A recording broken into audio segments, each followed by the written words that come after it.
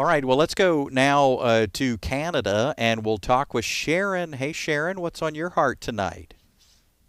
Hi. Hey. My question, is really about generational curses. I've recently become baptized last year. So the past 2 years, I've done most of my reading or the Bible reading on my own because I was a Catholic before and I didn't really read the Bible. And so generational curses, from my understanding, when we became saved through salvation, we're born anew. But I've been told that I need to pray to end generational curses that may have been way down the path that I'm still fighting, or there's still things happening in my life. It may not be my fault, but it could be because of a curse made or some covenant made way back by other generations. Now, I'm not confused, but I just need it clarified. From my understanding, if I'm saved, then I should have none of that, but I'm not sure. I've been told otherwise by long-time Christians. So, Okay. Well, it doesn't matter. It doesn't matter, Sharon, how long that person has been a Christian. We've got plenty of long-time Christians that are way off base. We've got plenty of long-time believers who have no clue what they're talking about when it comes to these issues of generational sins and generational curses. We have so many different flavors of so-called Christian message out there. You have long-term believers who are still trying to get rich by being in Christ.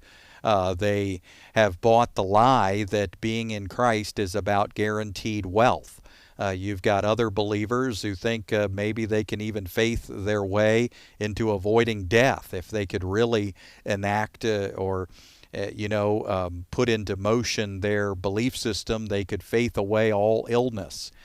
You've got other believers who have decided all kinds of things. We got to get rid of all of our possessions to be more spiritual. So one group is saying you need more things, health and wealth, and another group is saying you need less, fewer things.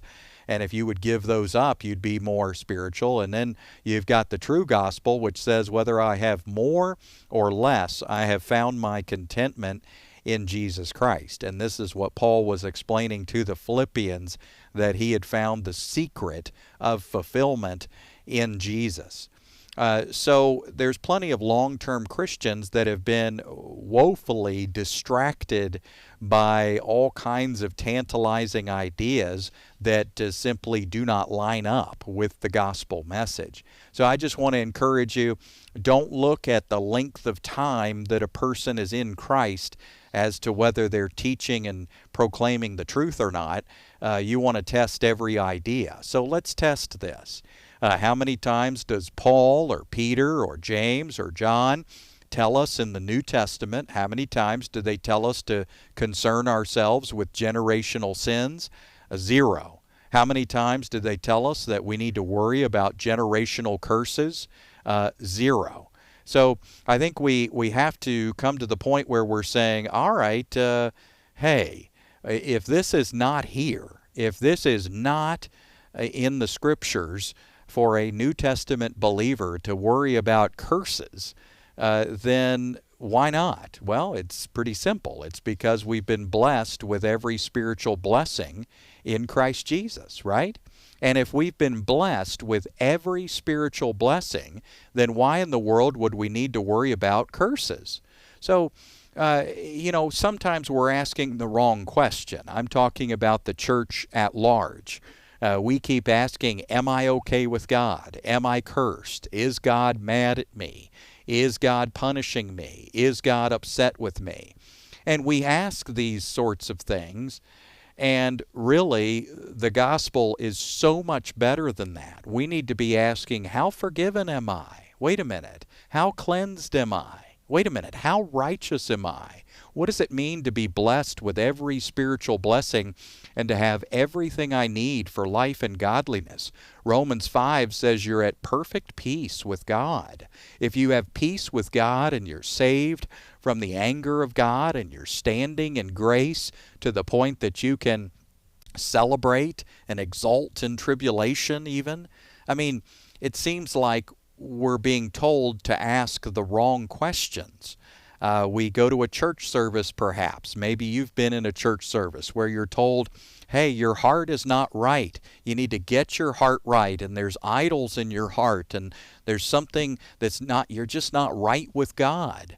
And maybe they're talking about your behavior, but they certainly make it sound like you. There's something wrong with you. I think you want to hit the pause button at that point and say, wait a minute. I'm the righteousness of God. Wait a minute. What did Jesus do on that cross if he didn't take away all my sins? And what did Jesus do through that resurrection if he didn't make me as righteous as himself? I am born of God. I am born of the Spirit. My sins are gone. They are remembered no more. They're removed as far as the east is from the west. Generational curses. I'm part of a new generation. I'm in Christ. My identity is not in my ancestors. My identity is not in the flesh. My identity is in God's Spirit. So as far as my history, I've got a new history. Here it is, Galatians 2:20. I've been crucified with Christ. Here it is, Ephesians chapter 2. I've been raised and seated in heavenly places with Jesus. So why am I building an identity around my family name or my accomplishments or my lack of accomplishment or my failures or my sins or the sins of my great-great-grandpa for that matter?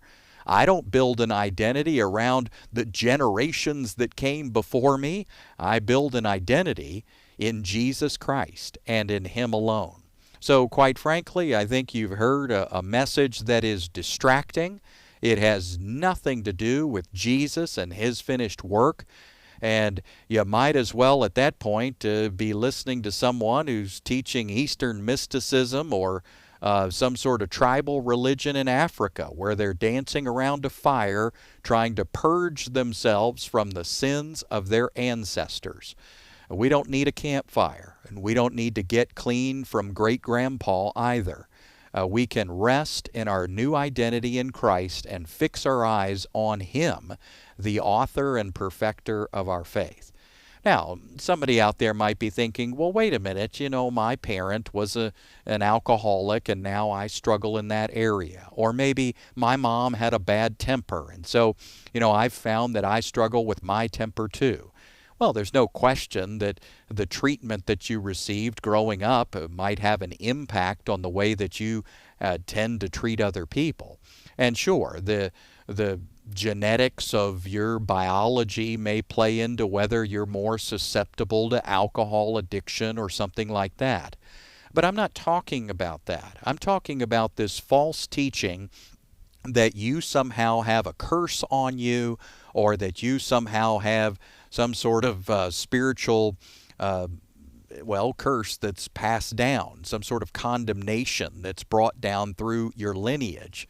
And I just want you to know that the cross has broken all of that, that you're redeemed from the curse of the law and you're blessed with every spiritual blessing in Christ Jesus. So I hope that encourages you tonight, my friend, and reach out to us again anytime.